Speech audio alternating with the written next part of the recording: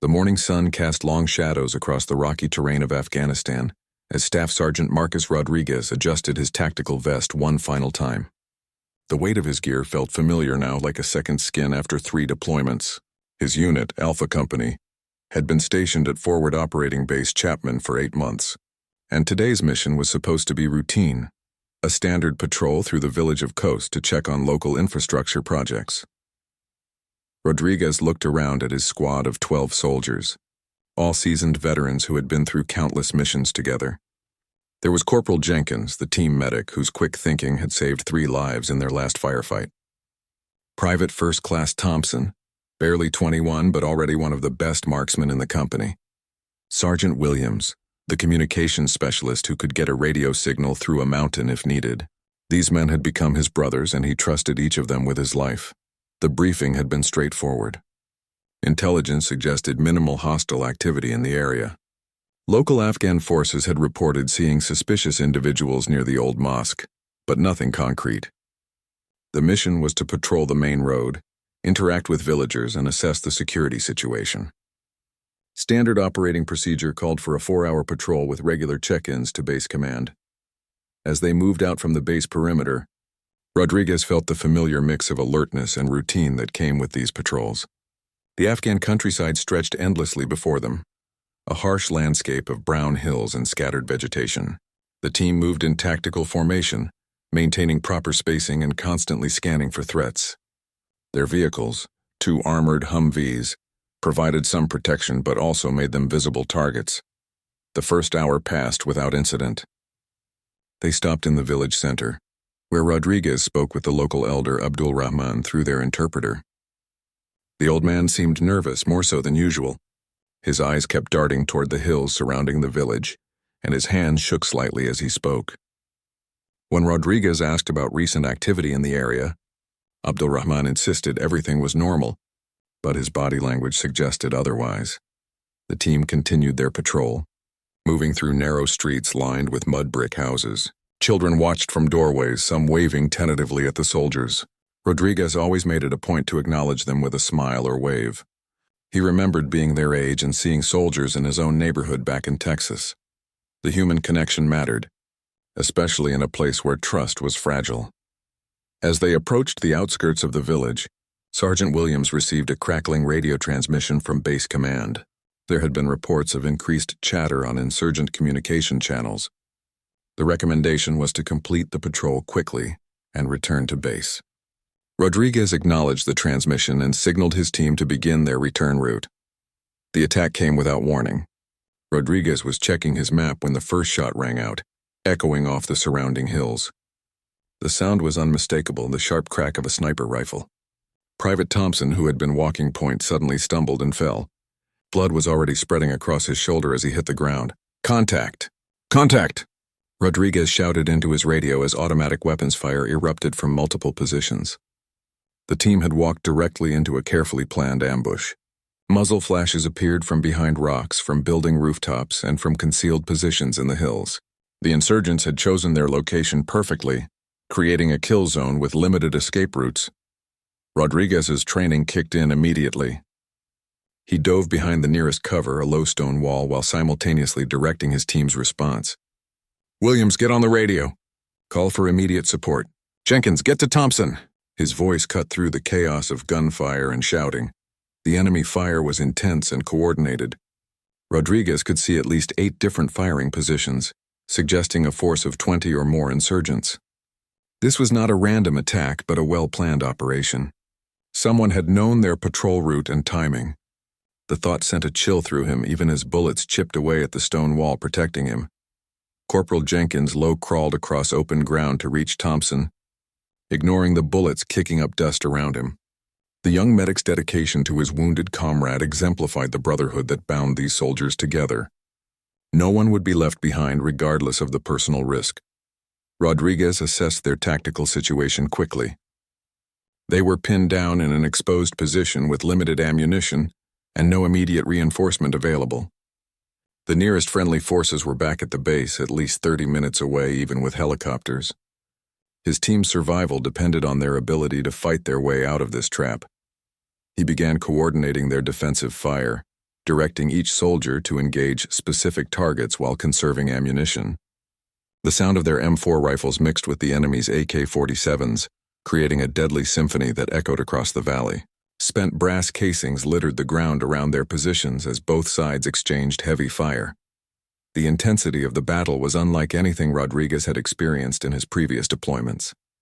The enemy showed unusual discipline and coordination, maintaining their fire while attempting to flank the American position. These were not amateur fighters, but experienced insurgents who had planned this ambush carefully. As minutes stretched into what felt like hours, Rodriguez realized they were facing a determined enemy who had no intention of letting them leave alive. The sound of incoming rounds never ceased, and he could see his ammunition supply dwindling. Each shot had to count, each movement had to be calculated. The survival of his entire team now rested on decisions he would make in the next few critical minutes. The radio crackled with Williams's voice reporting their situation to base command, but Rodriguez knew that help, if it came, would arrive too late unless they could hold their position and fight back with everything they had. The real battle was just beginning. The firefight had been raging for 25 minutes when Rodriguez felt the first bullet tear through his left shoulder. The impact spun him partially around, and for a moment, the world seemed to slow down. He could see the concerned faces of his soldiers, the muzzle flashes from enemy positions and the dust clouds kicked up by incoming rounds. The pain was sharp and immediate, but adrenaline kept him focused on the task at hand. "Sarge is hit," shouted Private Martinez from his position behind an overturned vehicle. Rodriguez waved him off, pressing his right hand against the wound to stem the bleeding. He had been shot before during his second deployment, and knew he could still function despite the injury. His team needed leadership now more than ever. The tactical situation had deteriorated rapidly. The insurgents had moved closer, using the terrain to their advantage. They were now firing from positions less than 50 meters away, close enough that Rodriguez could see their faces through his scope. These were not the typical insurgent fighters they usually encountered. Their movements were coordinated, their fire discipline excellent, and their equipment surprisingly modern. Jenkins had managed to stabilize Thompson and had moved him to better cover behind the Humvee. The vehicle's armored plating provided some protection, but it was also taking heavy damage. Rodriguez could hear the metallic ping of bullets striking, the armored panels and sea spiderweb cracks forming in the bulletproof windows. They would not be able to use the vehicles to escape. A second bullet caught Rodriguez in the right thigh as he moved to get a better angle on an enemy sniper. This one knocked him down completely, and he felt his leg go numb below the knee. Blood was now flowing from 2 wounds, and he was beginning to feel lightheaded. Still, he forced himself back into a firing position and continued directing his team's defense. The enemy had begun using rocket-propelled grenades, adding explosive impacts to the already intense small arms fire. One RPG struck the second Humvee, sending flames and black smoke billowing into the air. The explosion was deafening, and Rodriguez felt the heat wave wash over him even from 30 meters away. Their escape vehicles were now completely disabled. "Williams, status on air support," Rodriguez called out, his voice hoarse from shouting commands and dust inhalation. The communications specialist was pressed against a concrete barrier, his radio antenna barely visible above the cover. 15. "Minutes out, Sarge. Apache gunships are inbound, but they need us to mark targets," Williams responded, never taking his finger off the radio transmit button. 15 minutes might as well have been 15 hours. Rodriguez could feel his strength ebbing with each heartbeat, and he knew his team's ammunition was running critically low. Martinez was down to his last magazine, and Jenkins had been forced to use his sidearm after his rifle jammed from dust and debris. A third bullet found Rodriguez as he attempted to reposition for a flanking maneuver. This one struck him in the lower back, just above his tactical vest's protection. The pain was excruciating, radiating down both legs and up his spine. He collapsed, face first into the rocky ground, tasting blood and dirt. For a moment, darkness crept into the edges of his vision, but Rodriguez could hear his soldiers calling his name, could hear the desperation in their voices. These men depended on him, trusted him to get them home alive. He forced himself back to consciousness through sheer willpower and began crawling toward a better defensive position. Every movement sent waves of agony through his body, but he continued forward. The fourth and fifth bullets struck almost simultaneously as Rodriguez tried to provide covering fire for Jenkins, who was attempting to reach another wounded soldier. Both rounds hit his right arm, shattering the bone and rendering the limb useless. His rifle fell from nerveless fingers, and he was forced to draw his sidearm with his left hand, though his coordination was severely compromised. The enemy seemed to sense that the American position was weakening. Their fire intensified, and Rodriguez could see movement as several insurgents began advancing under cover of suppressing fire. They were preparing for a final assault that would overrun his team's position. In his current condition, with multiple gunshot wounds and failing strength, Rodriguez knew he had to make desperate choices. He managed to arm a fragmentation grenade with his functioning hand, using his teeth to pull the pin. The enemy fighters were close enough now that he could hear their voices, coordinating their attack in rapid Pashto. Rodriguez forced himself to his knees, ignoring the blood loss and pain, and prepared to make a final stand. The sixth bullet caught him in the chest just below his heart. The impact knocked him backward, and he felt warm blood filling his mouth. His vision blurred, and sounds became muffled and distant. He could still hear gunfire, but it seemed to be coming from very far away. The grenade rolled from his weakening grip, and he watched it settle in the dirt beside him.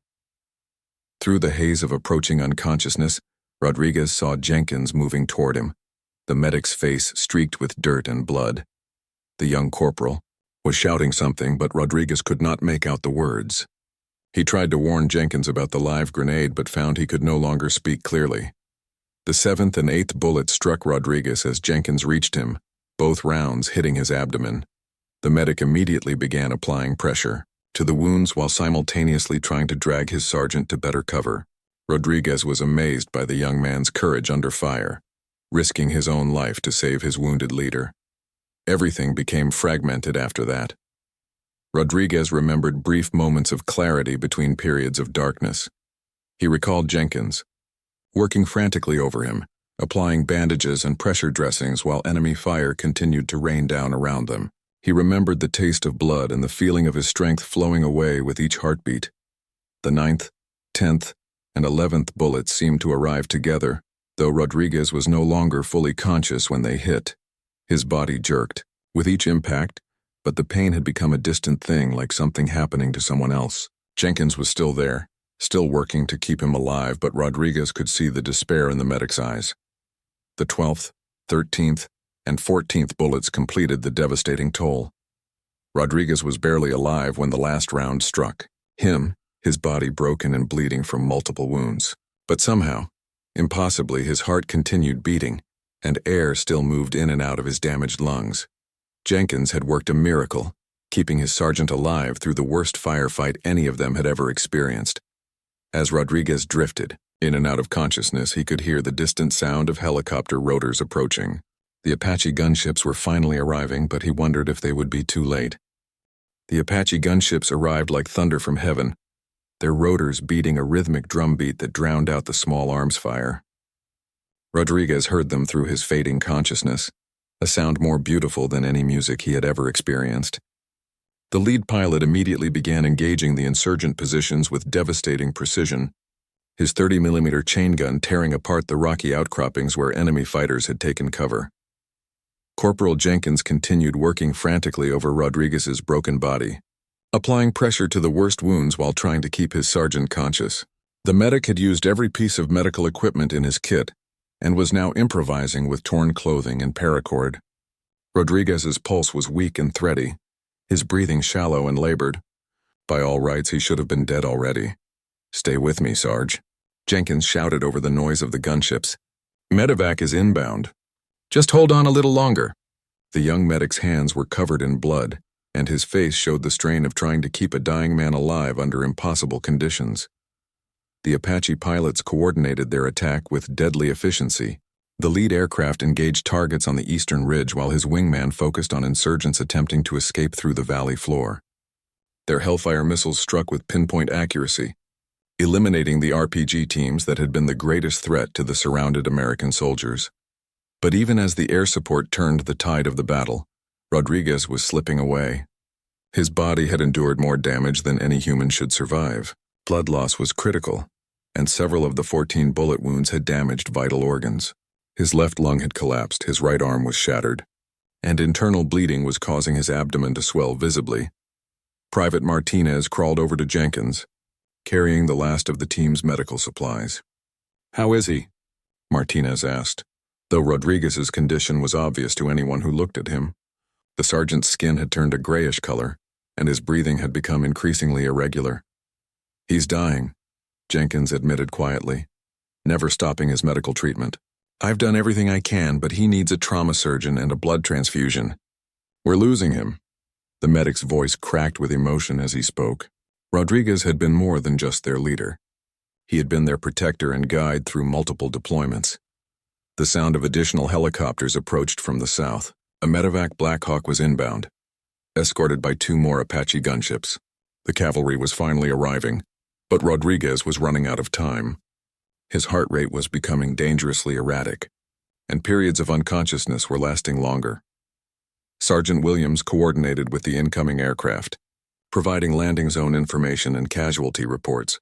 "We have 1 urgent surgical, multiple GSWs, critical condition," he radioed to the medevac crew.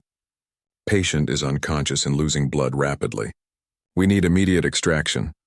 The Black Hawk landed in a whirlwind of dust and debris, its crew chief and flight medic jumping out before the aircraft had fully settled. They carried advanced medical equipment and had years of experience treating combat casualties. Rodriguez represented the kind of challenge that tested every aspect of their training. "Jesus Christ," the flight medic muttered when he saw Rodriguez's condition. "How is he still alive?" The question was rhetorical, but it reflected what everyone was thinking.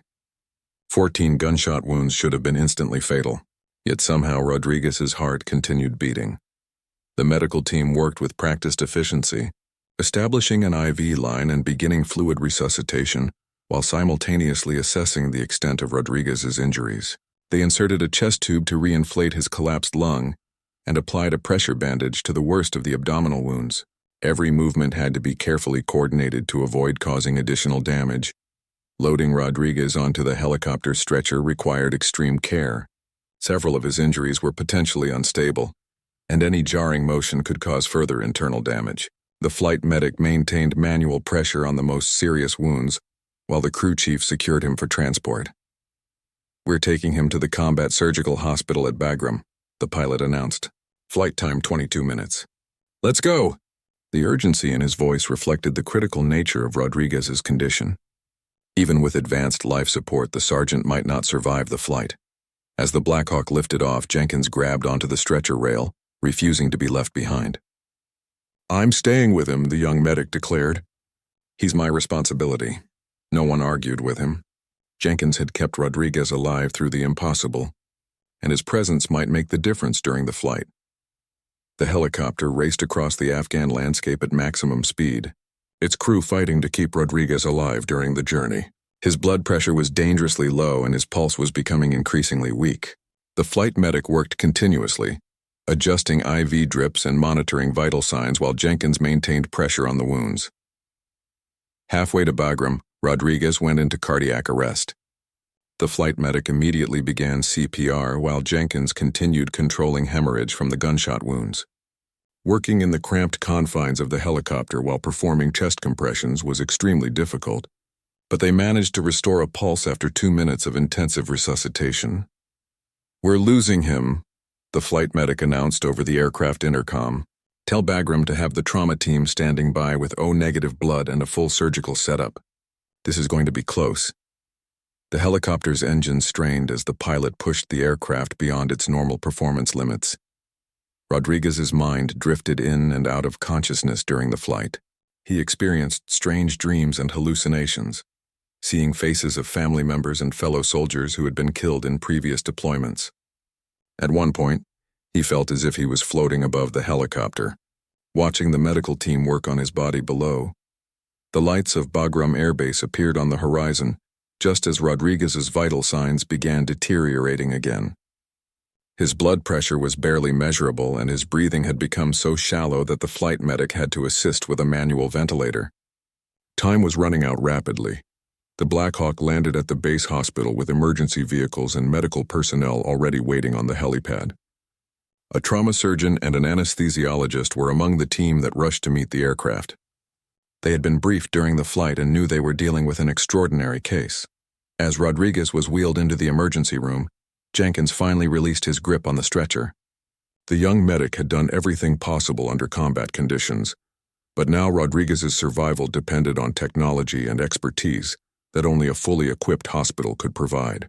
The next few hours would determine whether a soldier who had survived 14 gunshot wounds could overcome the massive trauma his body had endured. The trauma team disappeared through the hospital doors with Rodriguez, leaving Jenkins standing alone on the helipad, covered in his sergeant's blood, and wondering if he had done enough to save the man who had saved all of them. The trauma bay at Bagram Air Base became a controlled chaos of medical professionals working to save Rodriguez's life. Dr. Sarah Mitchell, the lead trauma surgeon, had seen hundreds of combat casualties during her deployment, but nothing quite like this. 14 gunshot wounds represented a level of damage that pushed the boundaries of survivable trauma. Type and cross-match for 20 units of blood, Dr. Mitchell ordered as her team cut away Rodriguez's tactical gear and clothing.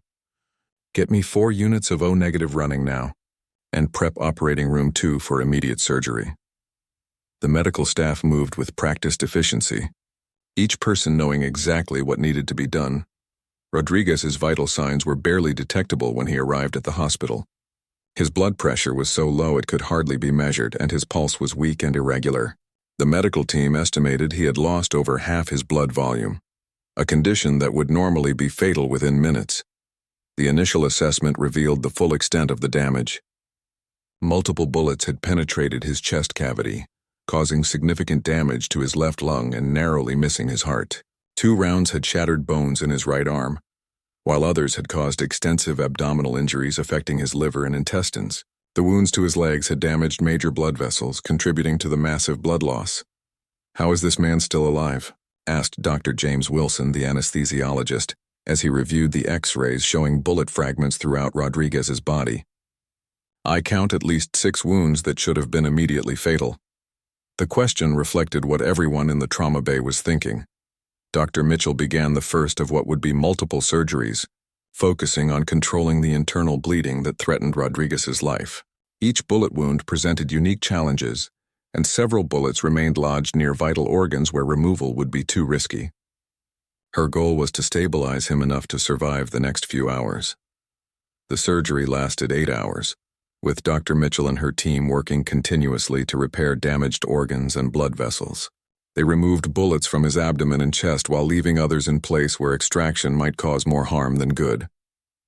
Throughout the operation, Rodriguez's condition remained critical, with his vital signs fluctuating dangerously.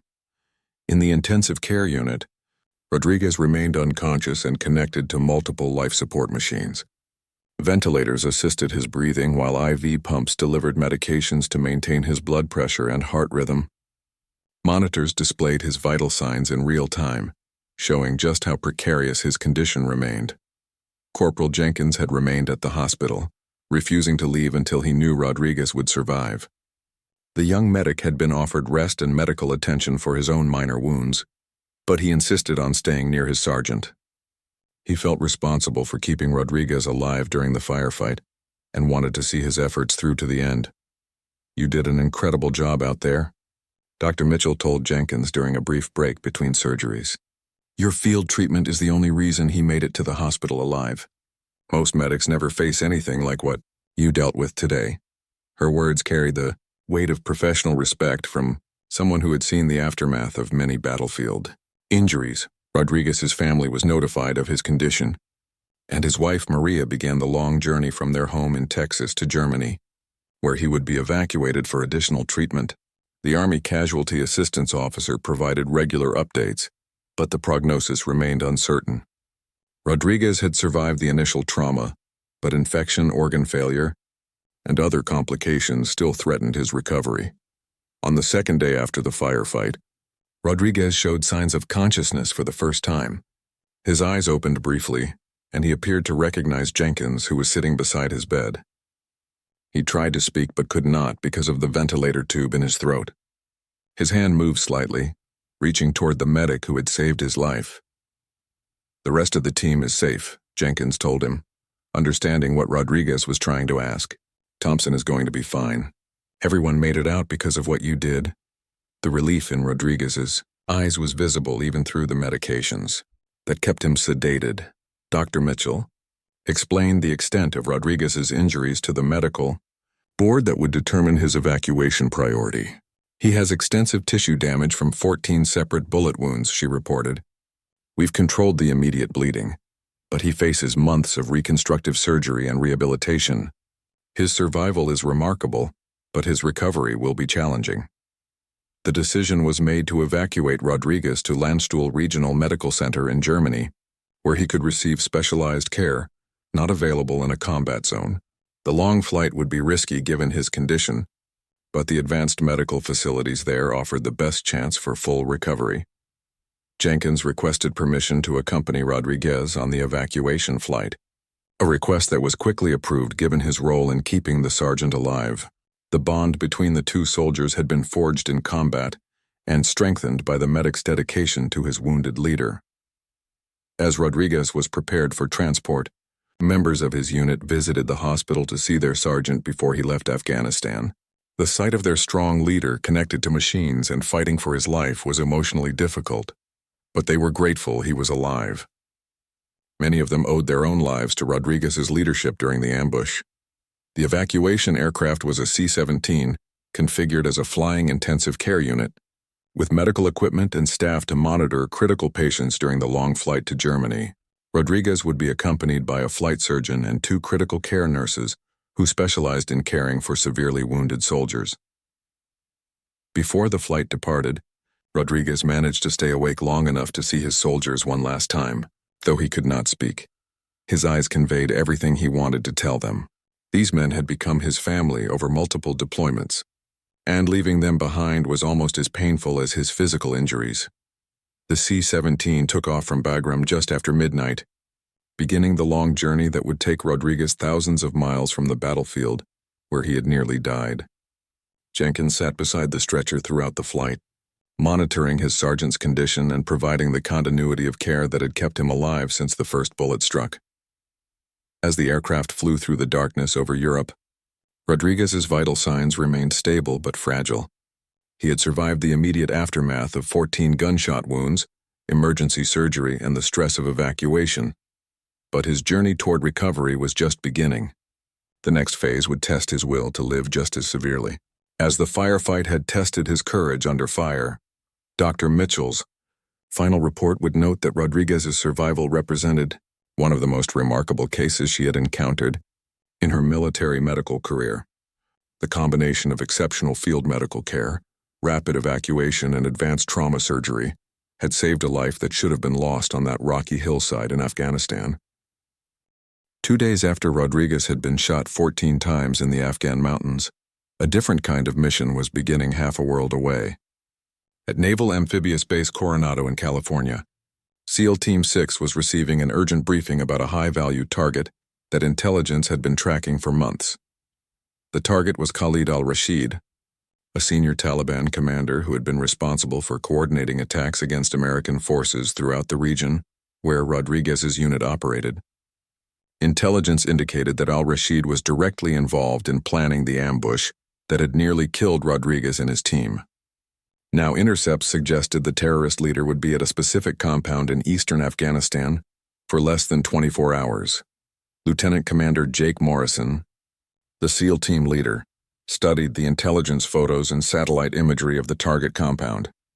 The building was located in a remote valley, surrounded by rocky hills that provided natural defensive positions. Getting in and out would require precise timing and flawless execution. "This is the bastard who set up that ambush 2 days ago," Morrison told his team of 12 SEALs. "An Army sergeant is fighting for his life in Germany because of this guy's operation. Intelligence says al-Rashid will be at this compound tonight, meeting with other cell leaders. This is our chance to take him down." The SEALs had been operating in Afghanistan for 6 months, conducting direct action missions against high-value targets. They were among the most elite soldiers in the American military, trained specifically for operations like this one. Each man was a veteran of multiple combat deployments with specialized skills in combat, reconnaissance, and counter-terrorism. Petty Officer First Class David Chen, the team's intelligence specialist, provided additional details about the target. Al-Rashid is considered one of the top 5 Taliban commanders in this region. He's been directly responsible for at least 30 attacks against coalition forces in the past year, including several that resulted in American casualties. The mission plan called for the SEALs to insert by helicopter under cover of darkness, neutralize any guards at the compound, capture or kill Al-Rashid and his associates, and extract with any intelligence materials they could find. The operation would need to be completed quickly before enemy reinforcements could arrive. Chief Petty Officer Marcus Thompson, the team's senior enlisted leader, reviewed the equipment loadout with each SEAL.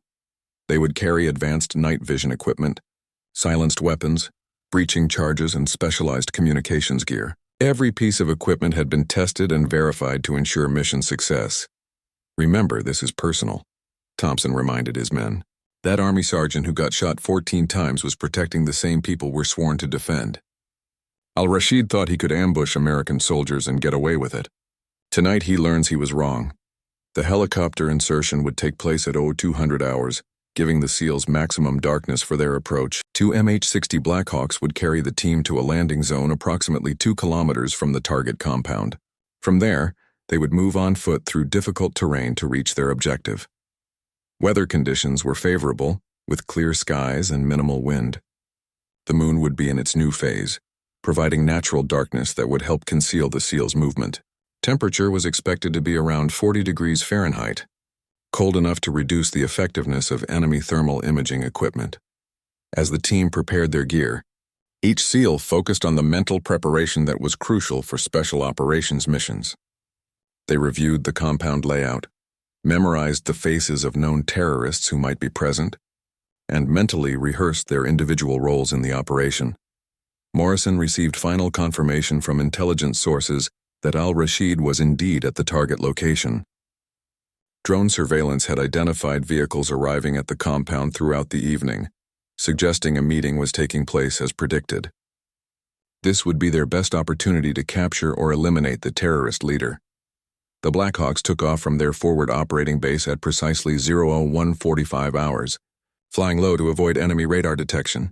The SEAL team sat in darkness during the flight, each man making final equipment checks and mentally preparing for combat. The helicopter crews were experienced, special operations aviators who had supported countless similar missions. Navigation to the target area required careful coordination to avoid known enemy positions and surface-to-air missile sites. The helicopter pilots used advanced GPS systems and night vision technology to fly a precise route through the mountainous terrain. Radio silence was maintained to prevent enemy forces from detecting their approach. The landing zone was a small clearing surrounded by rocky hills, barely large enough for the helicopters to land safely. The SEALs fast roped from the aircraft in less than 30 seconds, immediately establishing a defensive perimeter while the helicopters departed for their orbit point.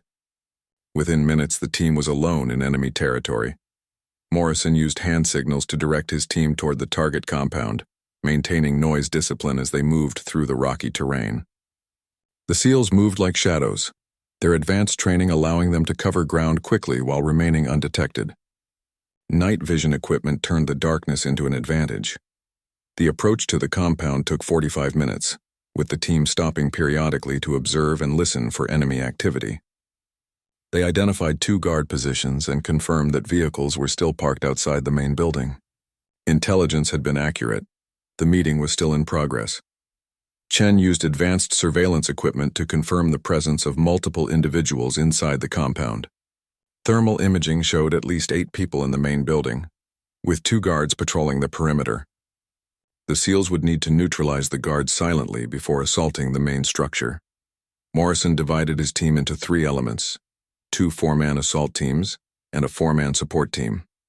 The first assault team would breach the main building while the second team secured the perimeter and prevented escape.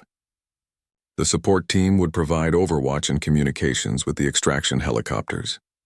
As the SEALs moved into their final positions, each man understood that they were about to engage the terrorists responsible for nearly killing Rodriguez and his soldiers. the mission was not just about eliminating a high-value target. It was about delivering justice for American warriors who had been ambushed while serving their country. Thompson checked his watch and confirmed that all elements were in position. The assault would begin in exactly 3 minutes, synchronized to the second to ensure maximum effectiveness.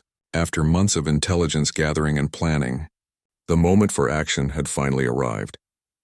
The SEALs prepared to deliver the kind of swift, precise justice that had made them legendary among America's enemies. Al-Rashid and his associates were about to discover that attacking American soldiers carried consequences that would follow them anywhere they tried to hide. The SEAL assault began with deadly precision at exactly 02:47 hours. Petty Officer Second Class Ryan Martinez and his partner eliminated both perimeter guards simultaneously using silenced weapons, their bodies dropping silently to the ground. The compound's outer defenses had been neutralized without alerting anyone inside the main building. Morrison's primary assault team moved swiftly to the main entrance while Thompson's team positioned themselves at the rear exit to prevent escape. The support element established overwatch positions on the surrounding hills, ready to engage any reinforcements that might arrive. Every movement was coordinated through hand signals and advanced communications equipment. The breaching charge detonated with a muffled thump, blowing the compound's front door off its hinges. The SEALs flowed into the building like water, their night vision equipment allowing them to see clearly in the darkness, while their targets were temporarily blinded by the explosion. The element of surprise was complete and devastating. Al-Rashid and 7 associates were meeting around a large table covered with maps and documents when the SEALs burst through the door.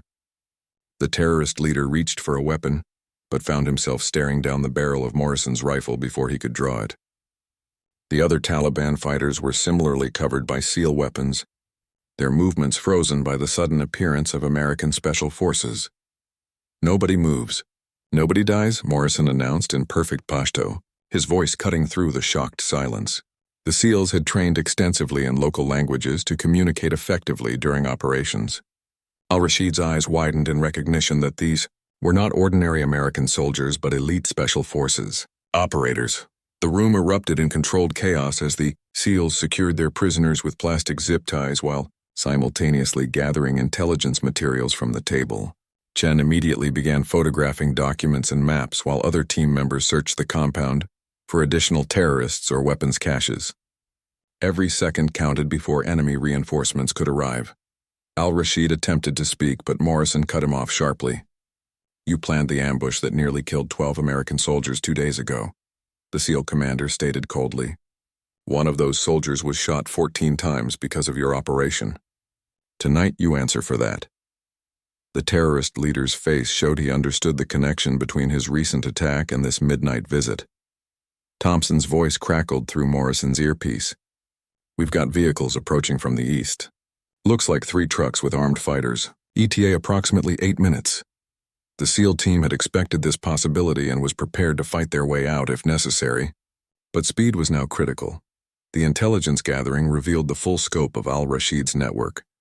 Documents on the table showed planned attacks against American bases, lists of local collaborators, and detailed maps of coalition patrol routes. This single operation had potentially disrupted dozens of future terrorist attacks and saved countless American lives. Morrison made the tactical decision to extract immediately with Al-Rashid and the most valuable intelligence materials. The other prisoners would be secured but left for follow-up forces to collect. The primary mission objective had been achieved, and staying longer would risk the entire team against superior numbers of enemy fighters. "Extract birds are inbound. 2 minutes out," reported Petty Officer First Class Johnson from the support element. The MH-60 helicopters had been orbiting nearby, waiting for the call to pick up the SEAL team and their high-value prisoner. Timing would be crucial to avoid a running firefight during extraction.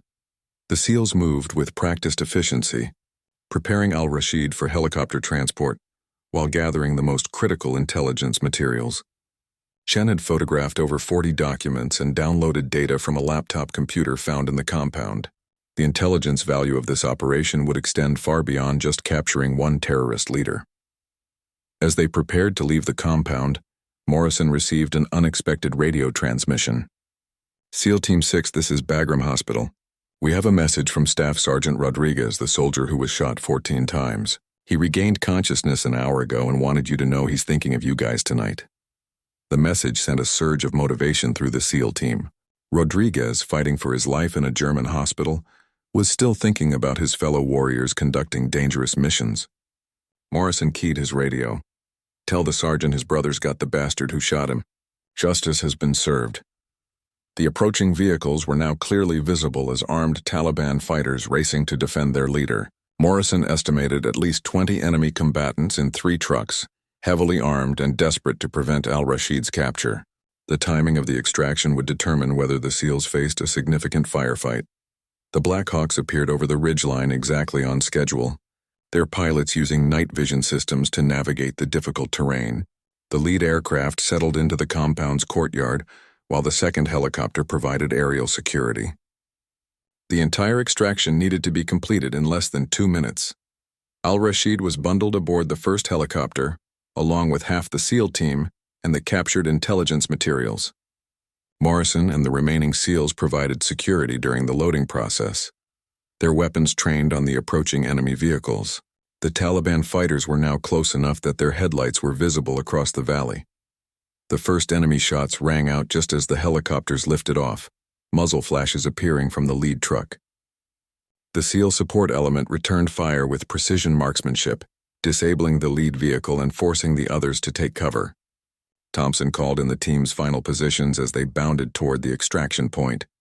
The second Blackhawk swooped in to collect the remaining SEALs, its door gunners engaging enemy positions with suppressing fire. The Taliban fighters had arrived too late to prevent al-Rashid's capture, but were determined to inflict casualties on the escaping Americans. Their automatic weapons fire lit up the night sky. As the helicopters climbed away from the compound, Morrison looked down at the terrorist leader who had orchestrated the ambush against Rodriguez's unit. Al-Rashid sat in stunned silence, his hands bound, and his carefully planned meeting turned into a capture operation. The man who had thought himself untouchable had been reached by American justice. The flight back to base took 30 minutes, during which Chen continued processing the captured intelligence materials. The documents revealed a network of planned attacks that could now be prevented, safe houses that could be raided, and collaborators who could be arrested. The intelligence value alone justified the risk of the operation. Morrison received a final radio transmission as they approached their base. Rodriguez is stable and expected to make a full recovery. Doctors say his will to survive is remarkable. He's already asking when he can return to duty. The SEAL commander smiled. Knowing that warriors like Rodriguez and his team were the reason America's enemies could never truly win, Al-Rashid was turned over to military intelligence for interrogation, beginning a process that would unravel his entire terrorist network. The man who had planned the ambush that nearly killed Rodriguez would spend the rest of his life in an American prison, a fitting end to his career of violence against innocent people. 2 days after Rodriguez had been shot 14 times defending his soldiers, justice had been delivered by America's most elite warriors. The message was clear to every terrorist in Afghanistan. Attack American soldiers and special operations forces will find you, no matter where you hide. The bonds of brotherhood that connected all American warriors ensured that no act of violence against them would go unanswered.